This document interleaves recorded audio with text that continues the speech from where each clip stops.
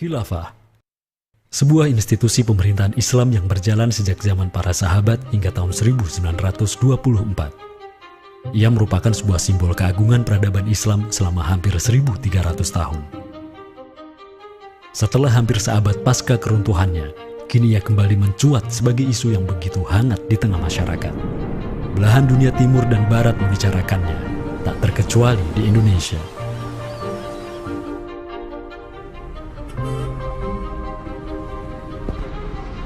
Perdebatan tentang khilafah tak terhindarkan. Apakah ia pantas diterima atau tidak di zaman modern saat ini? Kita tahu khilafah atau kehilafahan Islam itu di Nusantara bukan hal yang baru. Ya, sudah ada hubungan relasi antara kesultanan-kesultanan dan kerajaan Islam Nusantara dengan kehilafahan di Turki Utsmani atau wilayah Arab secara keseluruhan itu sejak abad ke-7.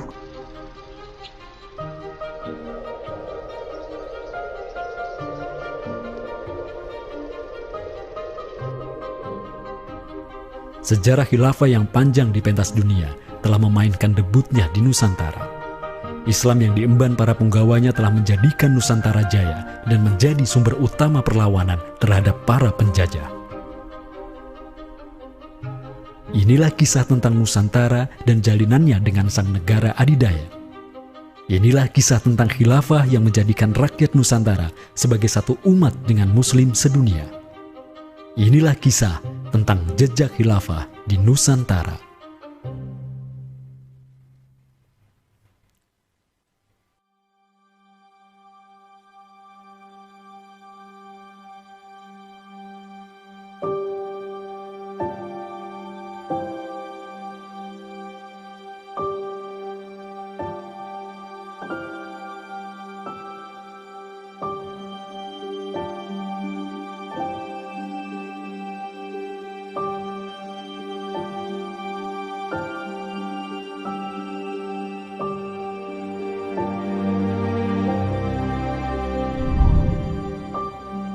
Senin, 12 Rabiul Awal tahun 11 Hijriah, bertepatan dengan tahun 632 Masehi.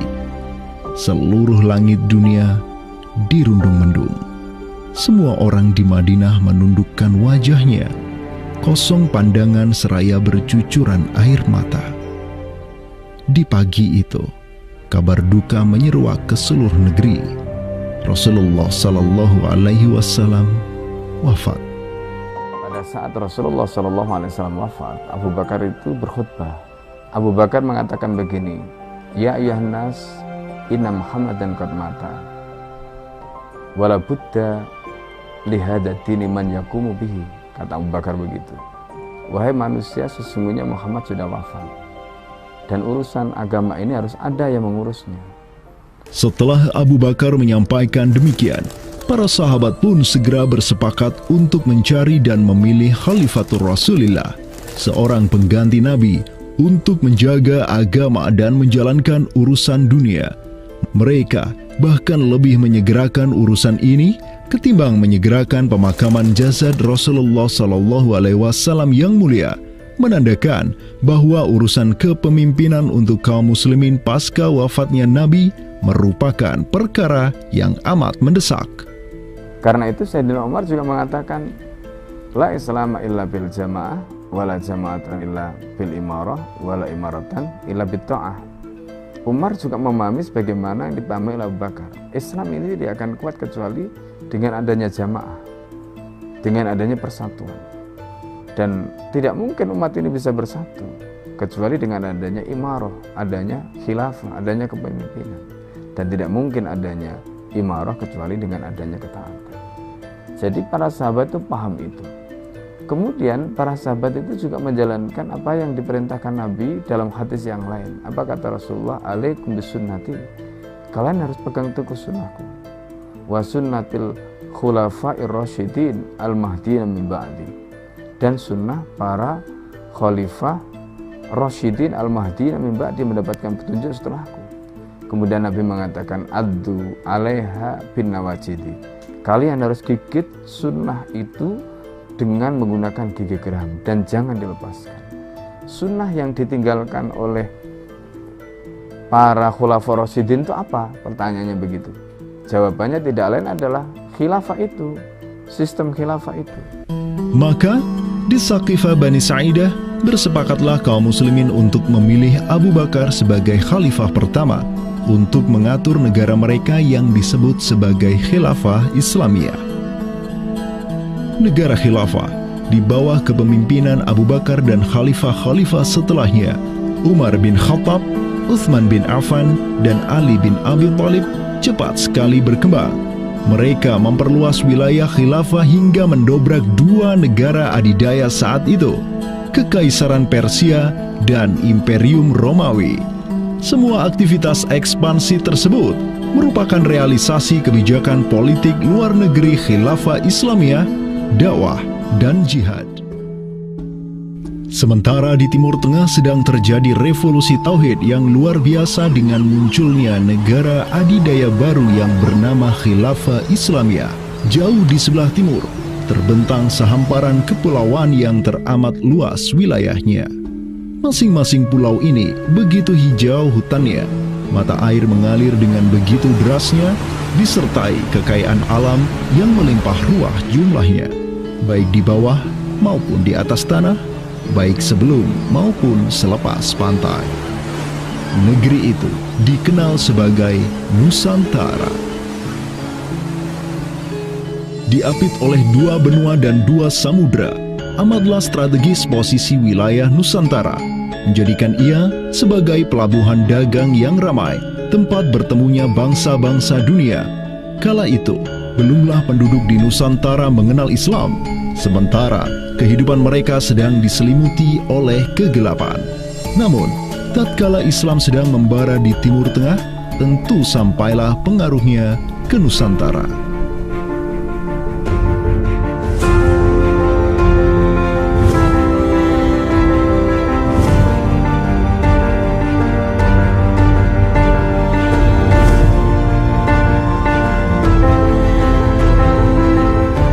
Saya ingin mengutip apa yang pernah dinyatakan oleh Buya Hamka ya di dalam buku beliau dari Perbendaharaan Lama, termasuk juga buku beliau yang judulnya Sejarah Umat Islam, yang beliau menyatakan bahwa sesungguhnya teori yang kita tahu bahwa Islam masuk ke Nusantara itu berasal dari Gujarat pada abad ke-12 sampai 15 Masehi, itu sebetulnya tidaklah tepat sepenuhnya. Karena apa? Karena Buya Hamka memiliki pandangan ataupun penjelasan terkait dengan kapan sesungguhnya Islam masuk ke Nusantara, ke Indonesia. Beliau menyatakan bahwa Islam masuk ke Nusantara itu jauh sebelum teori Gujarat.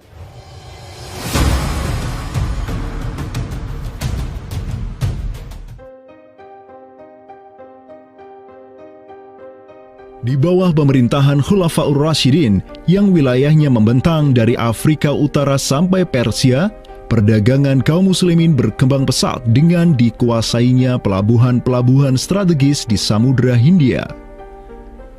Hubungan diplomatik dan komersial pun terjalin dengan sejumlah kerajaan dari India sampai Cina. Sui Tang Shu, sebuah kronik kuno dari dinasti Tang di Cina mencatat, telah datang serombongan utusan khilafah ke hadapan penguasa Cina di tahun 651 Masehi, di mana tahun tersebut merupakan masa Khalifah Utsman bin Affan. Hubungan khilafah dengan dunia timur terus berlanjut sampai di mana khilafah beralih ke pemimpinannya di bawah otoritas Bani Umayyah. Apabila hubungan negara khilafah dengan kekaisaran Cina sudah terjalin sejak masa Khulafaur Rasyidin melalui jalur laut, tentulah utusan khilafah akan melalui wilayah Nusantara yang menjadi penghubung antara Timur Tengah dan Asia Timur. Dan di ujung paling barat wilayah Nusantara, terdapat pulau besar yang kala itu dikenal oleh bangsa Arab sebagai Sribuza, pelafalan mereka untuk menyebut kerajaan Sriwijaya. Pelabuhan-pelabuhan di kerajaan Sriwijaya senantiasa menjadi titik transit setiap kapal yang hendak melanjutkan perjalanannya. Tentu, penguasa Sriwijaya akan menyadari keberadaan pelayar-pelayar muslim yang singgah di wilayah kekuasaannya. fakta bahwa kerajaan Maharaja Indravarman di Sriwijaya itu ada komunikasi dengan Daulah Umayyah, mengirim surat 2 kali yang isi suratnya itu dari raja dengan 1000 gajah ya dan sebagainya, yang menunjukkan surat menyurat seabad itu yang menunjukkan ada hubungan kekhilafahan dengan Nusantara. Dan secara historis ya sangat logis ketika itu superpower dunia adalah khilafah.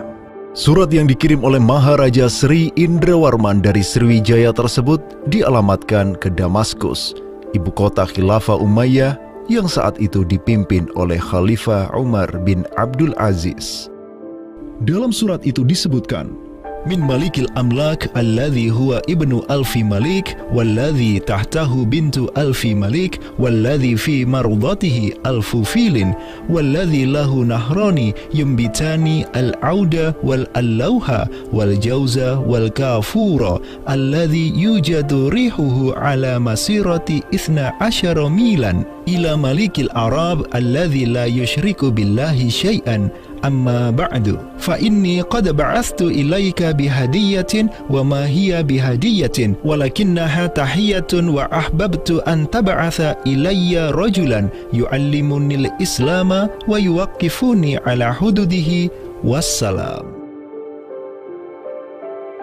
Maka di bawah kepemimpinan sang Khalifah Umar bin Abdul Aziz, khilafah menyebarkan rahmatan lil alamin ke segala penjuru dunia, termasuk Nusantara.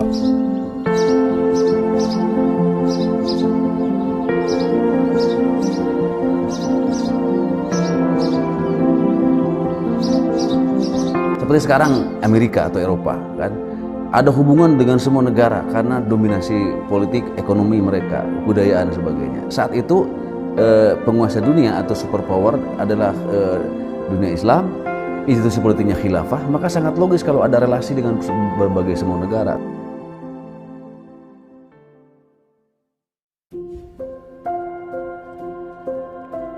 Tahun 1258, dari arah timur datanglah segerombolan pasukan yang mengerikan. Tubuh mereka besar-besar bak raksasa, berkulit kuning dan begitu mahir berpanah dan mengendarai kuda. Inilah pasukan Mongol yang datang dari utara Cina. Khalifah Al-Musta'sim itu dibunuh oleh Hulagu Khan, ya, pemimpin tentara Mongol. Kemudian pasca penaklukan Baghdad, itu Baghdad menjadi kota kosong, ya. Penduduknya dibantai, khalifah dibunuh, ya. Kotanya dibakar, perpustakaannya dihancurkan, wah pokoknya kacau sekali lah.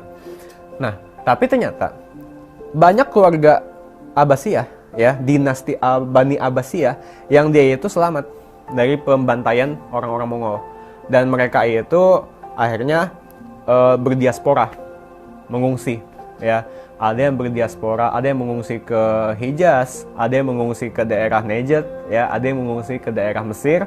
Ada satu keturunan Abbasiyah, Bani Abbasiyah, yang dia itu mengungsi sampai ke Aceh, gitu. Dimana Aceh itu dulu, ya, negara yang berkuasa di sana adalah Samudra Pasai.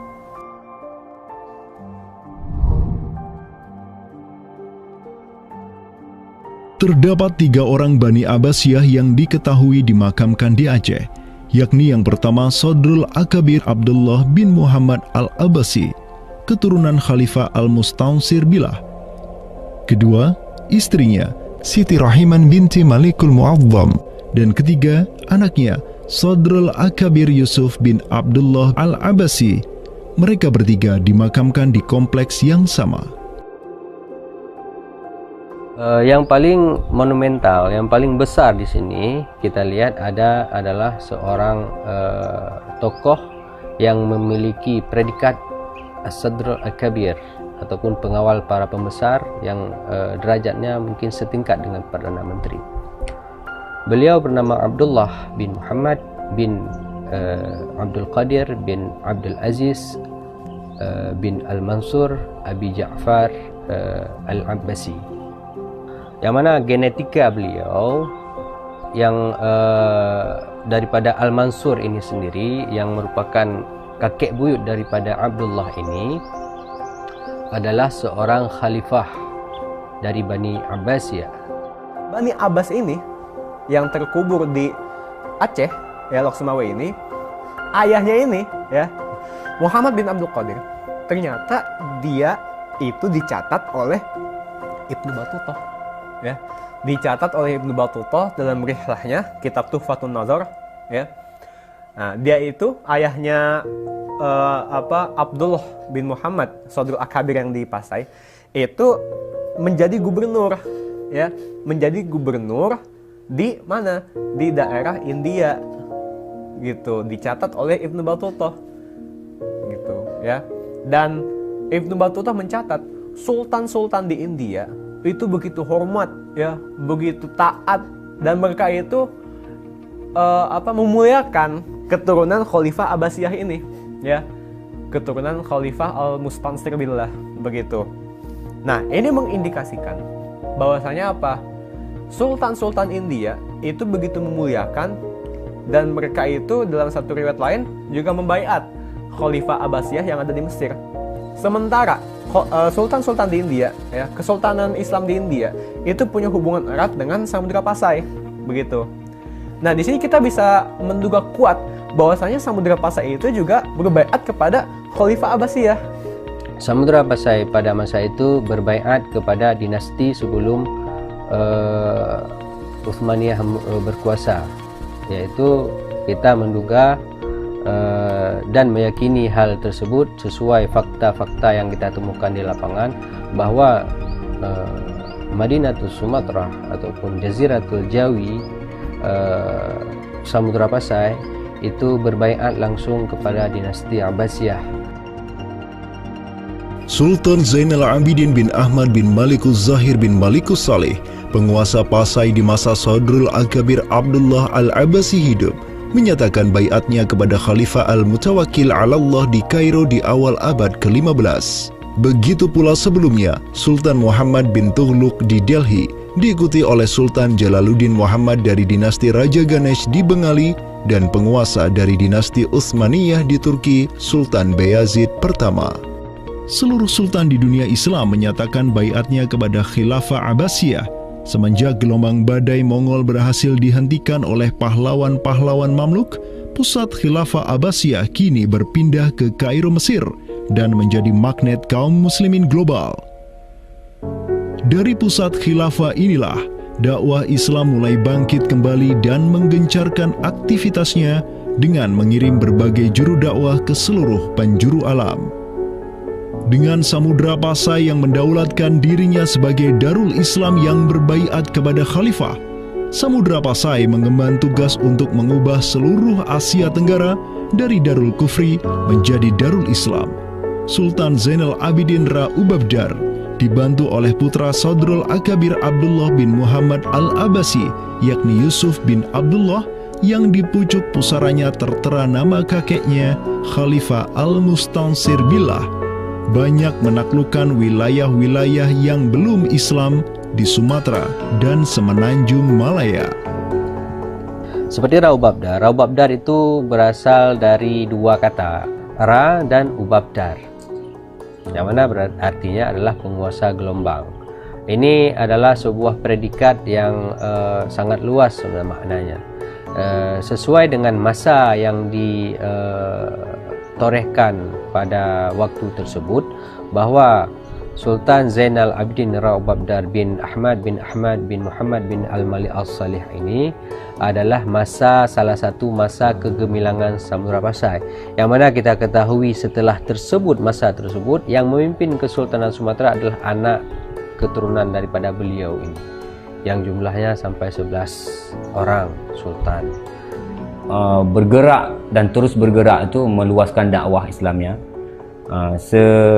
sampai ke pulau-pulau. Itu masa Zainal Abidin Ra Ubabdar, terutama penakluk gelombang yang dijuluki beliau itu melebarkan sayap itu sampai ke seluruh Asia Tenggara.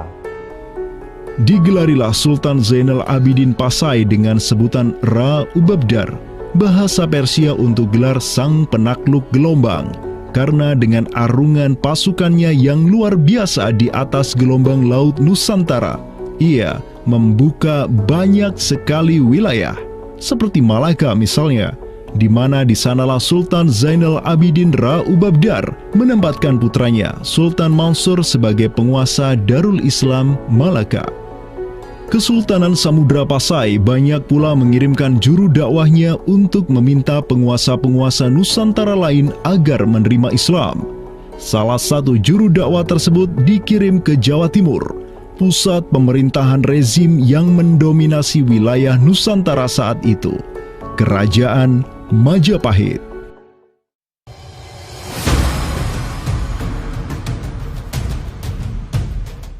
Gresik, Jawa Timur. Di kota yang hanya berjarak 60 km dari Trowulan, ibu kota Kerajaan Majapahit, terbaring jasad mulia di atas pusara marmer yang begitu indah. Inilah kubur seseorang yang menginisiasi tegaknya Islam di tanah Jawa, Maulana Malik Ibrahim, yang kemudian dikenal sebagai Sunan Gresik.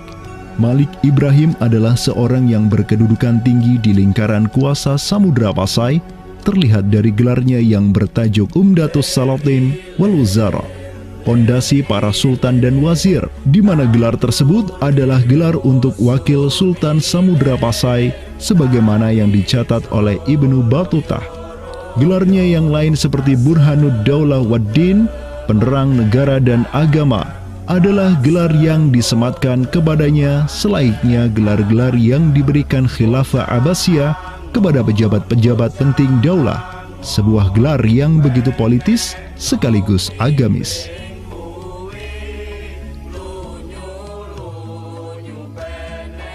Maulana Malik Ibrahim dikirim oleh Pasai untuk mendakwahkan Islam kepada rakyat dan para penguasa Majapahit. Banyak orang-orang dari kesultanan ini, Kesultanan Samudra Pasai, yang itu berbaiat langsung ke khalifah, itu mengirim orang-orang atau orang-orang Pasai itu banyak bermigrasi ke daerah-daerah lain di Nusantara. Misalkan ya, kalau kita perhatikan makam tertua ya, salah satu makam tertua di Jawa yang sekarang terletak di Gresik, siapa orangnya ya? Pemilik makam ini itu adalah Maulana Malik Ibrahim. Maulana Malik Ibrahim ya, kalau kita perhatikan makamnya yang di Gresik itu sama persis gayanya dengan apa? Dengan makam-makam yang ada di Pasai, begitu. Nah, ini merupakan bukti bahwasanya Sunan Gresik itu pernah ada di Pasai, ya, dan dia itu ya tahu sendiri lah, ya, bahwasanya Maulana Malik Ibrahim yang kemudian dikenal juga sebagai Sunan Gresik itu merupakan salah satu dari Wali Songo. Bersama kakek, paman, keponakan, cucu cicit dan murid-murid pilihannya yang kemudian disebut Wali Songo, Maulana Malik Ibrahim berdakwah di Jawa dan menyebarkan Islam di kalangan penduduknya. Mereka mendapat sokongan penuh dari negara yang berkuasa di Samudra Pasai, kesultanan yang berbaiat kepada Khilafah Abbasiyah. Dakwah mereka terus berkembang, perlahan namun pasti, dan mulai melumat persendian kuasa Majapahit yang mulai keropos akibat kekacauan internal mereka sendiri.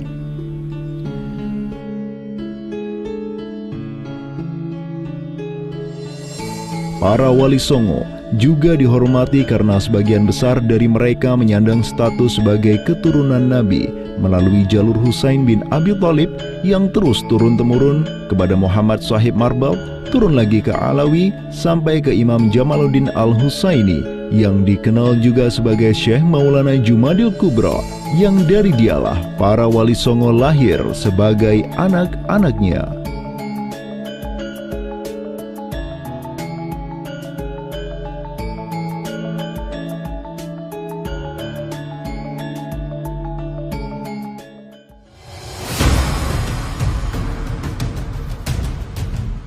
Bertolak dari Gresik, dakwah para wali menyebar ke kota-kota lainnya di Pulau Jawa, bahkan sampai keluar Jawa seperti Maluku, Ternate, Makassar, Kalimantan, dan sebagainya.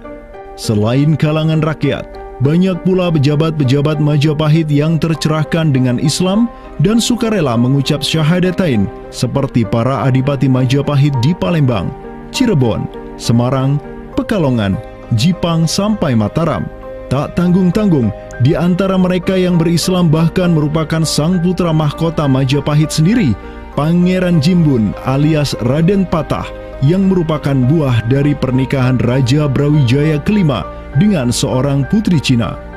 Ketika dewasa, Raden Patah belajar kepada Sunan Giri di Surabaya, kemudian diangkat menjadi Adipati Demak oleh ayahnya. Kemudian di tahun 1478, Brawijaya kelima digulingkan oleh pesaingnya dari Kediri, Girindra Wardana. Tahta Majapahit yang diduduki oleh musuh ayahnya lantas membuat Raden Patah di Demak beserta seluruh elemen Islam di Jawa pimpinan para Wali Songo bangkit berjihad melawan Girindra Wardana dan penerusnya Patih Udara. Mereka terus berjihad dengan penuh keberanian hingga akhirnya berhasil melumat kekuasaan Majapahit yang dipegang oleh para pemberontak dari pihak Girindra Wardana dan Patih Udara. Kaum muslimin pun meraih kemenangan hingga akhirnya mereka berhasil memproklamirkan berdirinya sebuah daulah Islam pertama di tanah Jawa, Kesultanan Demak, pada tahun 1482. Digelari Raden Patah sebagai Senopati Jimbun Ningrat Ngabdurrahman Panembahan Palembang Saidin Panatogomo, atau dengan gelarnya dalam bahasa Arab Sultan Syah Alam Akbar Al-Fatah. Dialah sultan yang telah memfutuhat Jawa menjadi Darul Islam. Dengan berdirinya Demak sebagai daulah Islam pertama yang berdaulat di tanah Jawa, bertambahlah kuat bargaining politik Islam di kawasan Nusantara bersama-sama dengan Kesultanan Samudra Pasai di Sumatera, Kesultanan Malaka di Semenanjung Malaya, Kesultanan Brunei di Borneo, Kesultanan Sulu di Filipina, begitu pula Sultan pertama di Ternate, Sultan Zainal Abidin, yang pernah menimba ilmu ke Jawa di bawah bimbingan Sunan Giri. Dalam rentang abad yang bersamaan, kemenangan daulah Islam di kawasan Nusantara juga diiringi dengan penaklukan Konstantinopel, ibu kota Romawi Timur, oleh salah seorang sultan dari Bani Uthmaniyah, Muhammad Al-Fatih.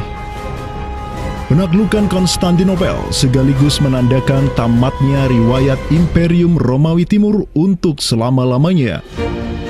Penaklukan Konstantinopel pada tahun 1453 oleh Muhammad Al-Fatih, sang Sultanul Rum, merupakan realisasi dari janji yang telah terucap ratusan tahun sebelumnya oleh lisan mulia sang Sayyidul Mustafa, Rasulullah Muhammad Sallallahu Alaihi Wasallam. Sungguh, Konstantinopel akan benar-benar ditaklukkan. Sebaik-baik pemimpin adalah pemimpin yang berhasil menaklukkan Konstantinopel, dan sebaik-baik pasukan adalah pasukan yang menyertainya. Dengan dikdayanya kuasa Islam di tanah Rum, menjadikan para penguasa Uthmaniyah mempunyai citra istimewa di kalangan rakyat Nusantara.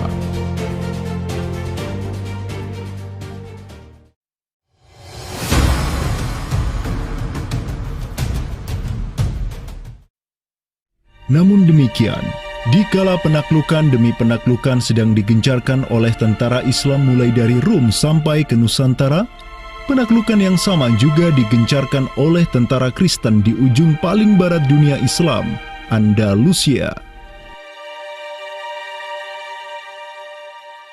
Berbeda dengan penaklukan yang kaum muslimin lakukan, di mana penduduk asli suatu tempat diberi toleransi yang luar biasa atas agama dan properti mereka, tentara Kristen Portugis dan Spanyol menaklukkan wilayah Islam di Andalusia yang saat itu sudah terpecah menjadi Reyes de Taifas atau Mulukhut Tawaif atau kerajaan-kerajaan yang saling tercerai-berai.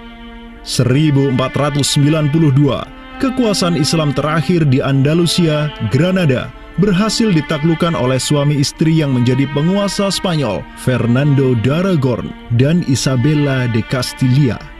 Penaklukan kembali wilayah Andalusia menjadi negara Kristen yang mereka sebut Reconquista telah menyebabkan populasi kaum muslimin di sana tersapu bersih, entah karena diusir, dimurtadkan, atau dibunuh.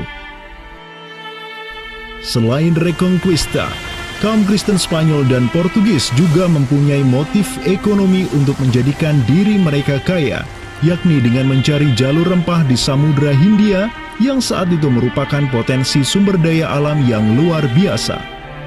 Program mereka untuk mencari rempah di Samudra Hindia mereka sebut sebagai Estado da India. Kita sering dengar dengan istilah 3G gitu kan. Glory, Gospel, dan Gold gitu kan.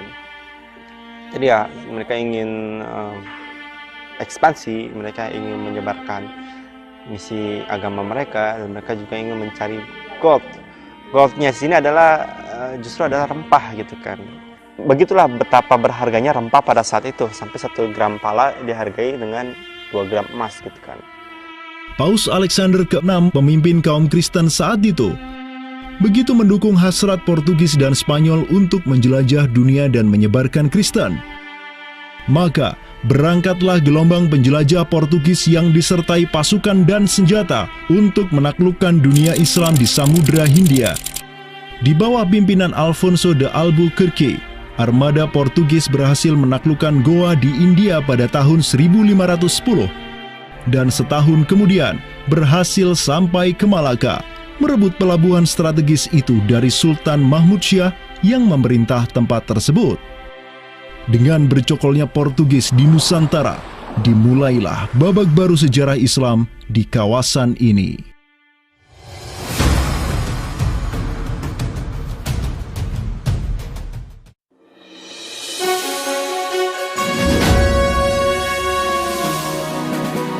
Sementara di Nusantara tengah berlangsung gejolak dengan hadirnya Portugis yang berpusat di Malaka.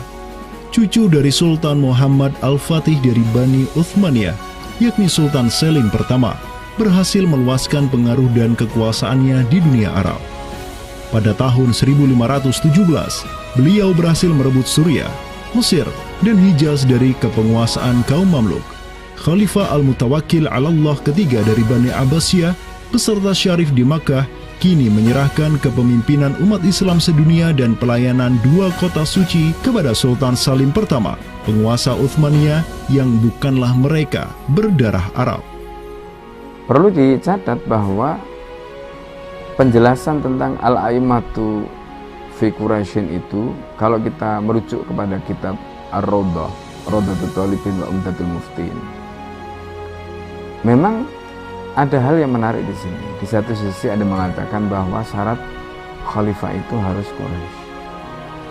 Tetapi Imam Nawawi sepakat ketika katakanlah dari Quraisy tidak ada, terus diambilkan dari mana?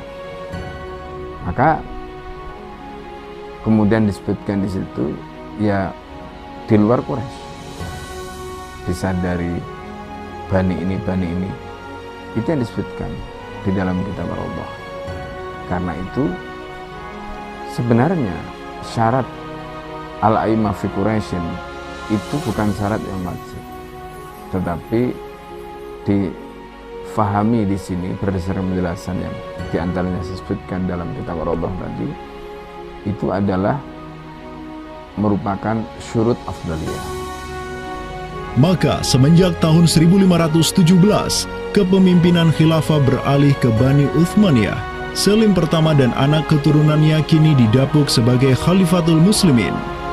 Amirul Mukminin, Khadimul Haramain, Al-Ghazi fil Bahraini wal Bahraini, Zilullah fil Alam, Padisyah wa Khilafat Penah. Wilayah Khilafah Uthmaniyah terus merangsek Eropa, dan merekalah yang menguasai Laut Mediterania dan juga Laut Merah. Adapun Portugis yang bercokol di Samudra Hindia mulai ketakutan karenanya. Karena dengan munculnya Khilafah Uthmaniyah sebagai negara Islam yang adidaya, solidaritas Muslim sedunia akan bangkit kembali karena memiliki perisai kuat di sisinya. Ini erat kaitannya dengan hubungan dengan negeri kita, karena keimanan yang kemudian merekatkan ya dengan semangat akidah Islamiyah, semangat ukhuwah Islamiyah, menjadikan umat Muslim yang ada di Timur Tengah dengan umat Muslim yang ada di Nusantara Indonesia itu terjalin hubungan yang sangat erat. Karena kita tahu bahwa ada ayat Allah Subhanahu wa Ta'ala yang menyatakan innamal mu'minuna ikhwah. Sesungguhnya orang-orang beriman itu adalah saudara. Ketika ada saudara mukmin yang terzalimi, maka saudara mukmin yang lain itu punya kewajiban untuk membela. Demikian pula ketika Muslimin Nusantara itu terzalimi dengan adanya penjajahan, dengan adanya imperialisme yang dilangsungkan oleh orang-orang kafir penjajah, baik itu oleh Portugis, Spanyol, Inggris, Perancis ataupun Belanda. Ya. Maka kemudian Muslim yang ada di Timur Tengah yang pada waktu itu masih memiliki kepemimpinan yang tunggal untuk seluruh dunia, yaitu Khalifah, itu juga turut ya memperhatikan, turut mendukung, turut memperjuangkan pembebasan ataupun kemerdekaan bagi bangsa Muslim Nusantara. Kenapa? Ini semangat jihad di antara kaum Muslim yang dihubungkan dengan semangat keimanan atau akidah Islamiyah tadi. Kenapa? Yang namanya mukmin itu adalah kal jasadil wahid, ya, satu tubuh. Ketika bagian tubuh yang lain itu teraniaya, maka tubuh yang lain pun punya kewajiban untuk membelanya ataupun juga ikut merasakan penderitaan yang dialami oleh bagian tubuh kaum Muslim yang lain. Semenjak Portugis berhasil menancapkan kukunya di India dan Malaka, tidak hanya dua wilayah tersebut yang ditimpa petaka, namun juga hampir seluruh kesultanan di Samudra Hindia dan Nusantara. Sultan dari Samudra Pasai kala itu, Zainal Abidin bin Mahmud bin Zainal Abidin Ra'ubabdar, yang mendaulatkan dirinya sebagai Al-Qaim tahta Amri Rabbil Alamin, orang yang berdiri di bawah perintah Tuhan semesta alam, mengirim surat kepada Portugis di Malaka untuk menggugat kelakuan mereka yang sangat merugikan kaum muslimin di kawasan. Namun apalah daya, Sultan Zainal Abidin yang ini kemudian dikenal sebagai penguasa terakhir Pasai, karena setelah ia wafat pada tahun 1517, bala tentara Portugis datang ke Pasai dan menaklukkan Kesultanan Islam pertama di Nusantara itu dengan penuh tipu daya. Tak hanya Pasai yang berhasil ditiadakan, Portugis juga mampu menahan serangan pasukan Islam dari Demak sampai Sultannya Patiunus bin Raden Patah syahid di Lumat Muntahan Meriam Portugis pada tahun 1521. Dengan diplomasinya yang culas, Portugis juga menjalin kerjasama dengan kerajaan Pajajaran di Jawa Barat pada tahun 1522. 2 tahun berikutnya, kota Blambangan, Panarukan, dan Kediri yang masih menjadi basis kekuatan Hindu di Jawa menawarkan kerjasama dengan Portugis. Maka, Portugis banyak sekali mendapat aliansi sesama kafir yang berada di berbagai wilayah di Nusantara untuk bersatu padu menghantam kekuatan politik Islam yang baru tumbuh di Pulau Jawa. Bahkan di Maluku pun Portugis berhasil menancapkan kuasanya semenjak tahun 1536. Berkaca pada kelakuan Portugis yang memerangi umat Islam di Samudra Hindia dan Nusantara, Sultan Sulaiman Al-Qanuni, sang Khalifah Uthmaniyah yang berkuasa sejak tahun 1520, menyatakan peperangan terbuka kepada penguasa Portugis yang berkedudukan di Lisbon, Dom Sebastião. Telah dilaporkan kepada saya bahwa jamaah haji dan para pedagang muslim yang datang dari India melalui laut telah dianiaya. Jika engkau masih membangkang, maka dengan bantuan Allah yang Maha Agung, kami akan melakukan segala yang diperlukan untuk memulihkan ketertiban di negeri-negeri itu, dan tiada guna lagi bagi engkau untuk memprotesnya.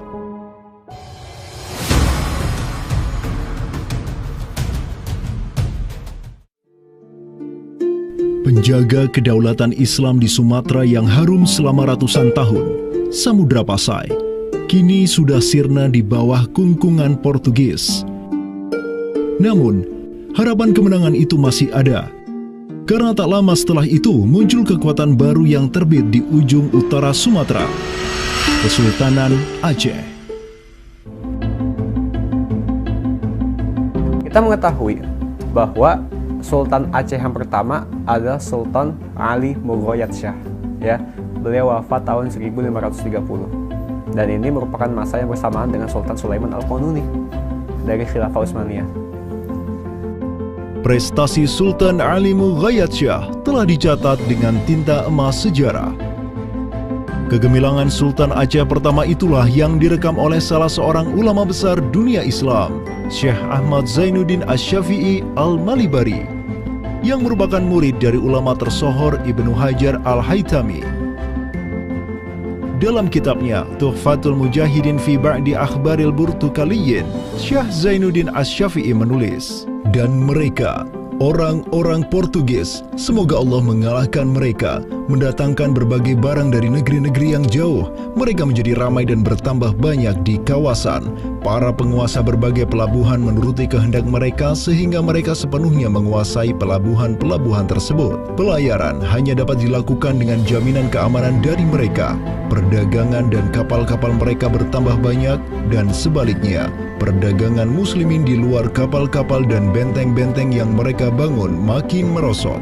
Tiada seorang pun yang dapat merebut kota-kota pelabuhan itu selain Sultan yang mujahid,